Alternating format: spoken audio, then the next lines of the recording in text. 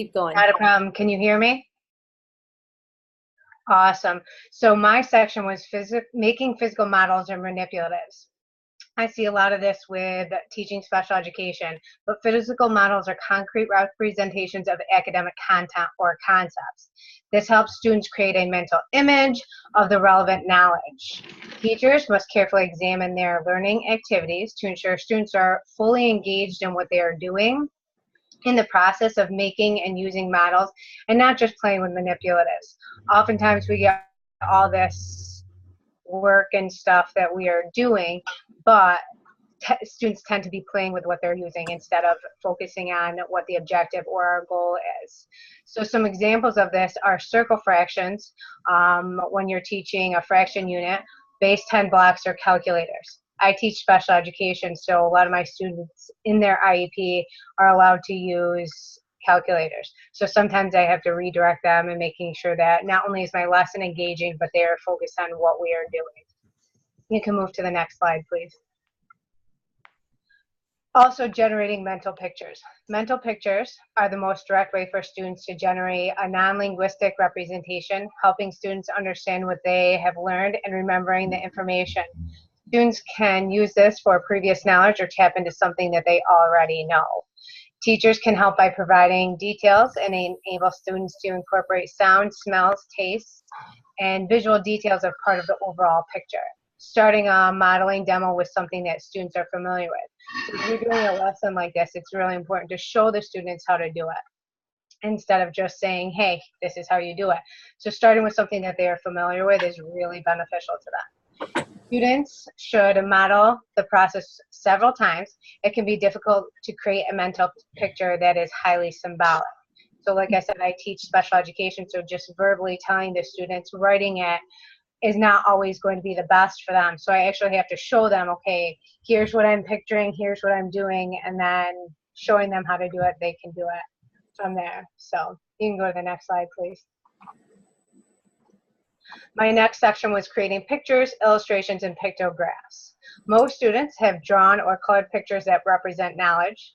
Students may be less familiar with the pictographs, and pictographs use symbols or symbolic pictures to represent information.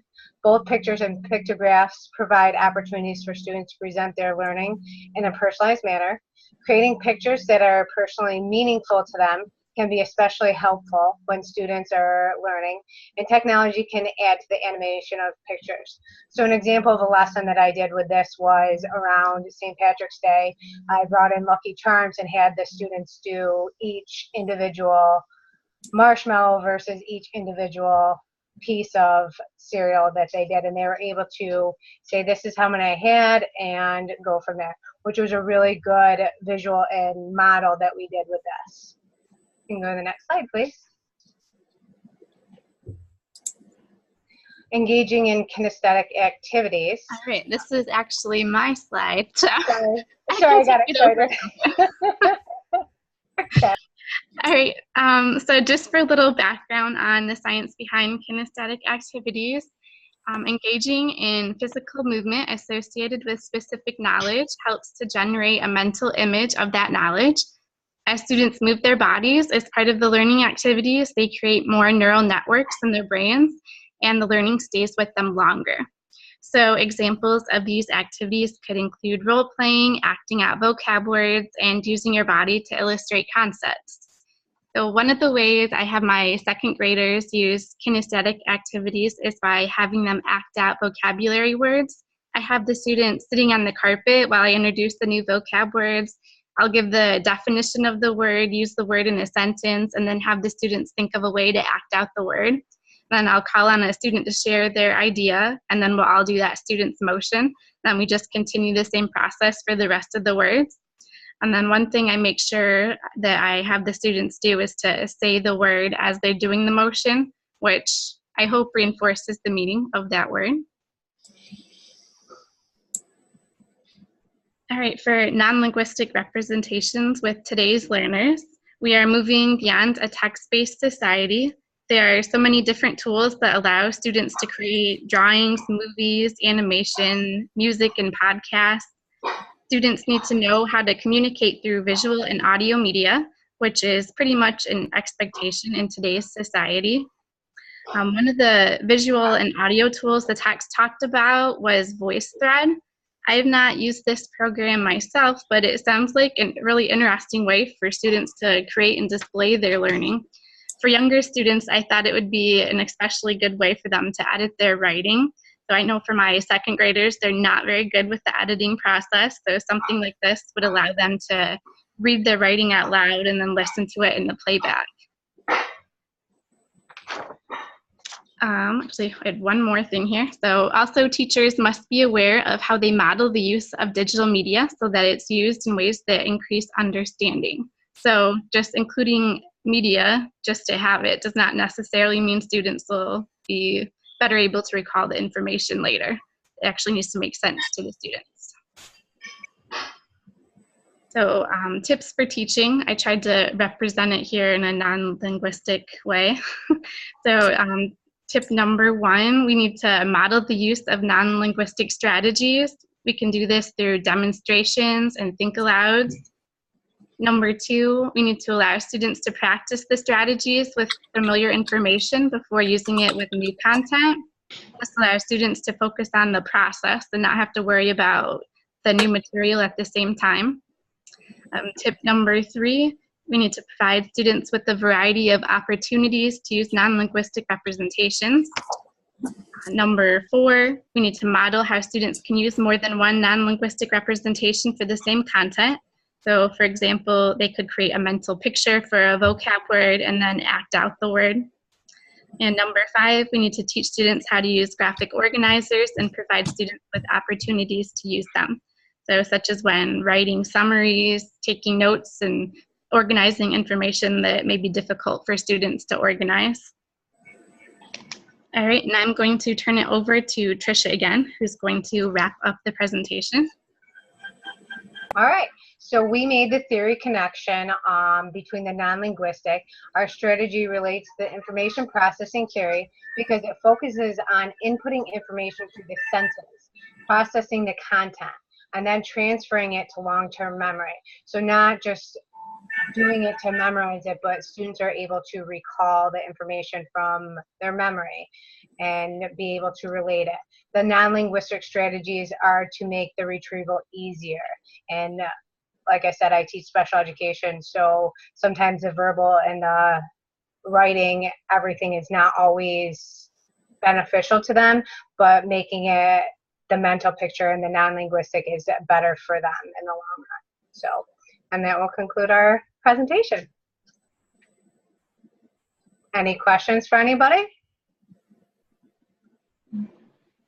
That was a great job. Both of you guys tonight did a really nice job with this. I do want to show you something really quickly because with the non-linguistic representations and graphic organizers, sometimes people are really struggling with how do you create these and what's a good way to make them.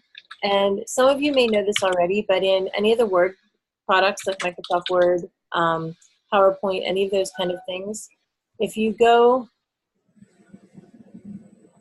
I'm trying to share, hold on one second. I've got like 17 million things open on my screen here. So if you're looking at this, if you go to the tab that says Smart Art, I don't know if anybody knew this or not, if you played with it enough, but there's a lot of little charts and pictures and things like that that you can pick that give you processes and ways for students to process information. So if you're talking about, for example, something in science class and you're looking at different classifications of matter, you could pick something like this where you can have them, give them headings and then they can represent it with different bullet points or things like that. Or you can give them a model of something that looks like this and have them create their own. There's ones that use pictures as well, which is what some of the graphics we're talking about. And you can also add voice to a lot of your PowerPoint slides and things like that, so you're able to have them speak over it and use that as well. So that's one tool that can really help with that. Another tool that is really beneficial or really helpful for some of these things is Piktochart, which is an online way that you can create pictographs or infographics and things like that, and sometimes that can help students really represent the things that they're used to. And if you have any younger kids in your, household or in your classroom, you know that they are fanatics about memes and meme generators. So you can also use the meme generators or else any picture editing software, which I like Pixlr, which is pixlr.com. It's free. You don't have to buy the big version for it.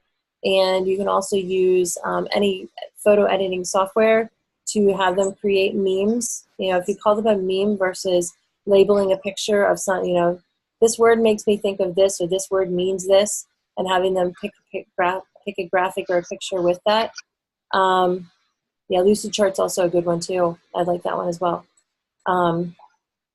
So any of these kind of things that you can use for that to allow them to create their own images and things like that, they really like it, and it really kind of hooks to the meme kind of idea for them. And Flipgrid that we tried to use at the beginning of the semester is now free for all educators because of its connection to Microsoft. And so that's really a great way also to have students, they can create a visual, hold it up and talk over it, and students can respond to it. So that's another way that you can do a non-linguistic representation or a graphic organizer type thing for them to do. So just a few little tips for that. Anybody else have any questions or any comments tonight? There's a couple of things people have been putting into the comments. This was a great class tonight. I like you guys. I have a quick question. Yes. For our lesson plans for the week, even though we did 2 chapters for our Zoom presentations tonight, are we still only required to do 1 lesson plan for the week? I would suggest that you do 1 lesson plan with 2 strategies embedded in it. Okay, thank you. Yeah, that way you don't have to write it out, because most of these go together pretty well. And even if you would separate them out and use them maybe in 2 different days for the lesson plan for the class, if you want to incorporate both of them into the same lesson plan, that works really well for you then. And then you don't have to do twice the work. Perfect, thank you. Some of you are doing fantastic detailed work with a lot of the wording that you would use and phrasing that you're going to use. And if that's what you're required to use for your job, then that's fantastic. But if you're only required to list, kind of bullet points of what you'll be doing in the processes in that, I am fine with you shrinking it down a little bit if that makes it easier for you. If you want to kind of structure it the way that your school uses it, it makes it a little bit easier for you, and that works for me as well. But if you want to put in I am going to use graphic organizer before the class, and I'm going to use a non-linguistic representation for their summary of it, or for their homework assignment or something like that, you can put both of those in there. And if you even want to bold where you're using them, then that makes it easier for me to see it. So I don't skim over it and just not pick up on it like I did for someone else this week with that. Any other questions about the homework or about anything else that you're working with?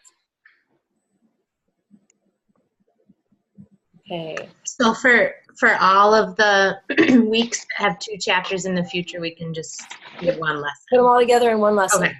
Yep. Got it. If you can't make it work and you want to write 2, that's fine. But I am fine with you writing 1 lesson that has 2 strategies embedded in it, because you've got a lot of work to do. And I hate giving busy work, and sometimes making you do 2 full separate lessons, 1 for each one, would feel like busy work to me. So, all right. Anybody else have any questions? I just had one. Okay. I did chapter 4 in advance because we were presenting. Mm-hmm. So if I want to do chapter 5, can I just send an amendment? Yeah. Every assignment should be set that you can submit more than 1 time. If you go back to the assignment heading where you submit it the first time, you should be able to submit a second one.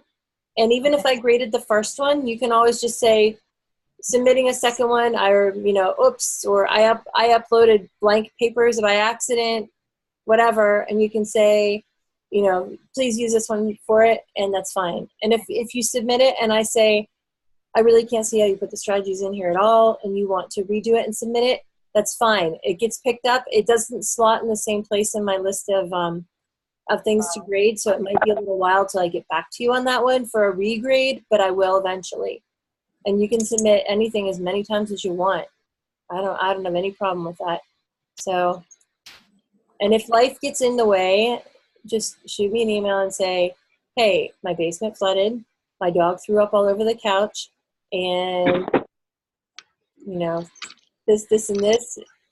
I need another day, and, you know, I'll say, okay, you know, your kid's running 104 temperature. No, you're not going to be doing homework. Let me know, and then take care of your family and take care of whatever you need.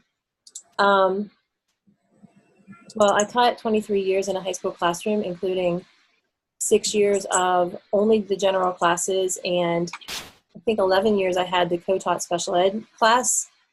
And you change your philosophy when you go from teaching AP chemistry to teaching co-taught chemistry at this level, where they can't do any math even with a calculator.